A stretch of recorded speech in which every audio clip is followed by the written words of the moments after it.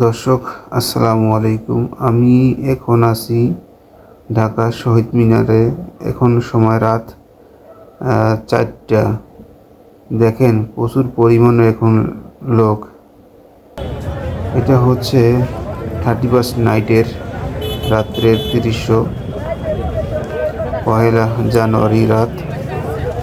এই জন্যেই এত রাতে এখানে লোকজন এত, বিভিন্ন ধরনের লোক আছে এখানে, ঘোরাঘুরি করতেছে, কেউ মালা কিনতেছে, কেউ ফুল কিনতেছে, কেউ খাওয়া দাওয়া করতেছে, কেউ হুন্ডায় ঘুরতেছে, খুব আনন্দ করতেছে।